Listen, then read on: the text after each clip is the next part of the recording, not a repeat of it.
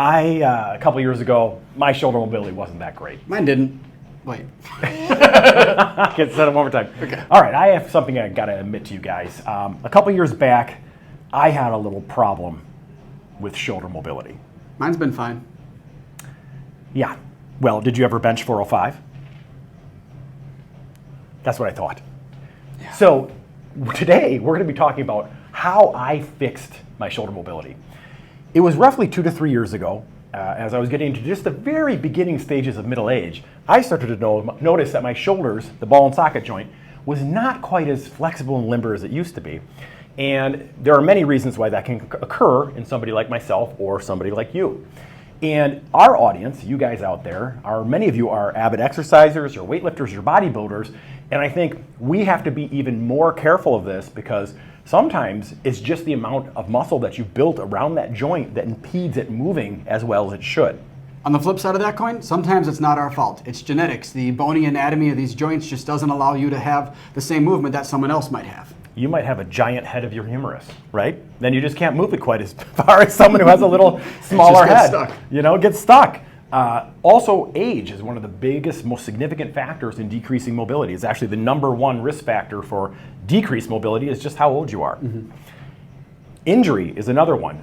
If you have had injuries, like rotator cuff injuries, repetitive small injuries, tendinitis, bursitis, frozen shoulder, all those things kind of live with you forever. And those injuries sometimes can cause issues or restrictions at that joint as well. One that's a little bit more nuanced that if you want to hear more about later, stay to the end of the video, is motor control. This is basically your ability to actively control that entire joint. Sometimes it takes practice. Maybe you don't have full access to the joint range of motion, and we're actually going to show you how to fix that in a moment.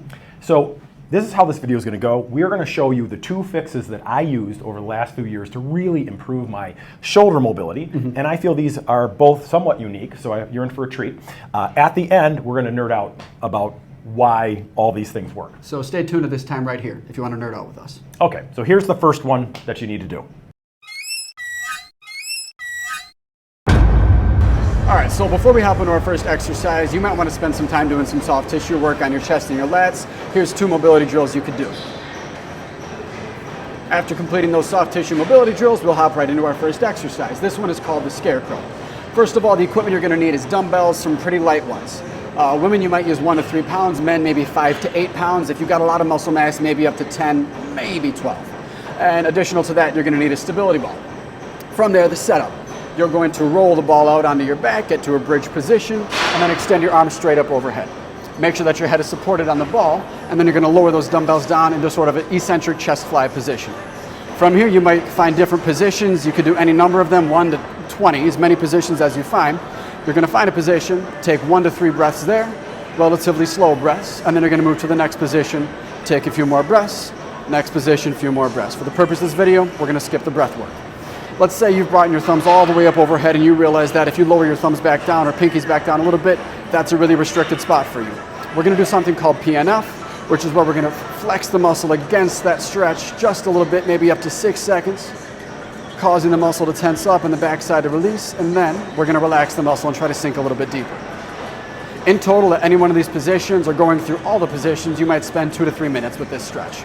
So one of the first things you're going to want to do when you're looking at whether or not you have a problem with shoulder mobility is just a general test to take a peek at it.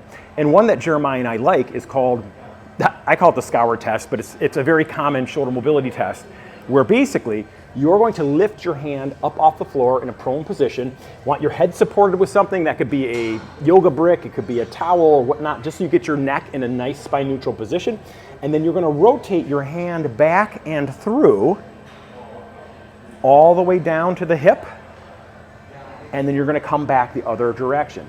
And what we're looking for is, are you keeping your chest flat on the floor, because that has to remain stable so that you're not achieving the range of motion of your hand off the floor by rotating at your spine. We want that to be happening by moving through that glenohumeral joint, and then also by pulling that scapula back into retraction and depression as you're rotating through the motion. And you can see that Jeremiah gets some pretty good height up off the floor. So just some quick guidance as far as how high you should be able to get off the floor. You should be able to easily keep your thumb from touching. So if you're in this range of motion here, where if you would take that arm back and forward and you're touching, you probably have a shoulder mobility issue.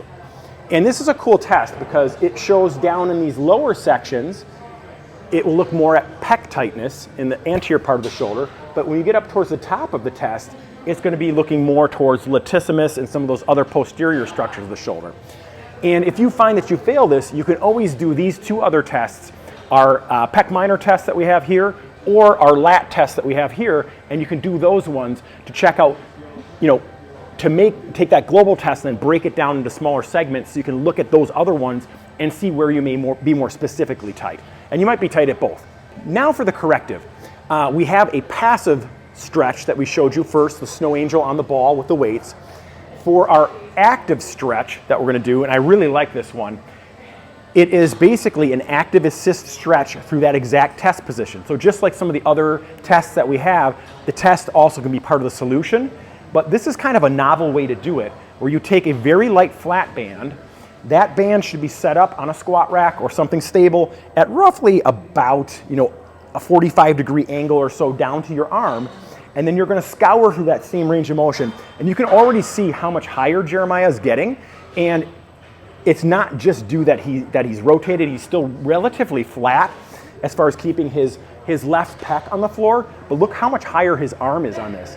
So to me, that would indicate that there possibly is a teeny bit of a motor gap as far as how high he can get off the floor when he has assistance. So you can really see that illustrated here, but this is a great way to kind of work through that upper range of motion of shoulder mobility. And then once you work through it for a few reps, maybe you do it 5 to 10 times, you can then drop the band and then go through the scour test again and see if you can get any extra height because of the fact that you just were up in that new range that you were working on. So I love taking the different stretches that we're showing you, the snow angel one on the ball, which is passive, get that one going. Then you move into the active assist stretch here with the band, and then you finish with just the test position in and of itself to really actively work through that range of motion.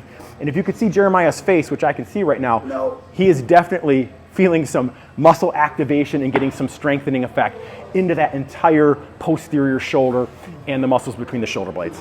Back. All right, you ready to nerd out? I am. Okay, so a couple things that I noticed when we were doing the drills out there, that test where Jeremiah was prone and he had that active assist with rubber band, it was amazing to see the difference in the range of motion that he got with just a little bit of assistance.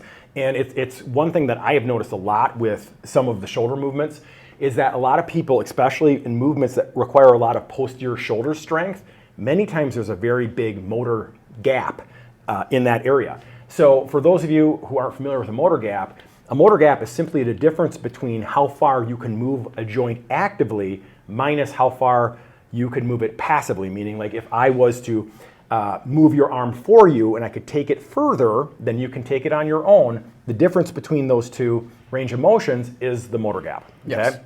And like, what we've talked about before, the bigger that motor gap is, or the bigger the difference is between active and passive range of motion at a joint, the more risk there is of injury. And there are decades of studies to substantiate that. So that's why I think that drill that you were just doing is such a cool one, because it puts you in that position where most people have a big motor gap and they don't even know it, and allows you to work through it with just a little bit of active assistance from that flat band. Yeah, and I can speak to that too, where I love big range of motion exercises. We know it's super important, and especially if you want to build muscle. So obviously, me as someone who loves to build muscle, I spend a lot of time doing full stretch, full range of motion exercises. I recently had a pec strain because I pushed my limits a little bit and went too far. And that speaks to this exercise right here where I have the ability with passive to go really far back. So if a weight is actively pulling me into a stretch that I don't own, I'm at a higher risk of injury. And what do you know? It happened a little bit. So that doing that stretch feels really good for a injured pec. So I got to speak to that too. No, and I like what you just had mentioned, owning the range of motion. And that's really what closing the motor gap, and you're never going to be able to close it completely, or that's unlikely, but closing it and making it smaller is that concept of owning the entire range of motion or owning the movement like Jeremiah just said. So very well said, sir. Very well said. Thank you. All right. Anything else you want to add on this? So like usually the muscles that are restricted are kind of the anterior shoulder muscles, whether that be the pec minor, or some of the posterior muscles, which is why I love that kind of scour test, because it's going to show you globally, how are you doing on both sides of the shoulder joint a little Yeah. bit? It doesn't measure everything, but it measures a lot. Let's talk about where and when we would actually do these in workouts and in a program. Oh, okay, that's great idea. Yeah. Yeah. So for instance, you could put it between sets of exercise, right? I might, if I was about to do a workout, since my goals mainly, again, are to use large range of motions, I'd want to make sure that I own that range of motion. So next time, before I do a chest fly, I might do that banded stretch as a way to warm up my muscles and prime my joints to be in a larger stretch position. That way I don't get injured if I go too far with the dumbbell again. No, that's great. And first step, like you said, in the actual material that we were doing SMR. is do some SMR. So a little bit of taking the brakes off, releasing the muscles first. Then, like Jeremiah was saying, that's a great warm-up, to just activate a lot of those muscles through the posterior part of the shoulder and the shoulder girdle to get those guys all fired up and ready to go and start to own that movement before doing a chest fly. Another strategy, once you've been doing these techniques for a while, which I have, because I was severely limited at my shoulder range of motion, which I think I did just as good as you. You did it pretty on that test. Yeah. So I've been doing this for years. I just work them naturally into my daily routine in addition to putting them throughout my workouts. So every time I work out with weights, since that's an area that has been restricted, I will do one or two of those throughout the routine. And once you get to the point where you're owning that range of motion, you've created what you need, it's really easy to maintain it. It takes a lot less work to maintain than it does to make the change in the first place. The thing that I always think about with mobility too is if you don't work on it, like we said at the beginning of the video, age is the biggest thing that's going to cause you to get less and less and less mobile. And what we've talked about before in some of our mobility videos, the base of fitness really is mobility. You have to be able to move to do any of the higher level stuff as you work your way up. So, this is just these are important things for you to incorporate into your workouts at home. And then speaking from a younger perspective as well, if you start doing this stuff now, it will pay back so much more down the line. Yeah. I wish I'd even started earlier than I have now. Yeah, there's just because you're more mobile when you're younger, and especially some of the aspects of mobility, like Jeremiah may be working on motor gap closing, would be his aspect where he's already has really, really impressive passive range of motion at his joints. So the motor gap might be that component of mobility that you're working on. So, all right, is that enough nerding out? I think so. If you want more next time, let us know. We probably have a lot more we could say if we thought about it. We could just talk for hours on this stuff. All right, we'll see you guys later. Oh, please subscribe. Please put like the video. Let us know if you liked it. Put the notifications on. We appreciate the comments on the last few videos. Yeah. And we're always looking for topic matter too. So if you guys have any ideas on things you'd like to see us do, comment. Let us know. Thanks. Yep. Bye.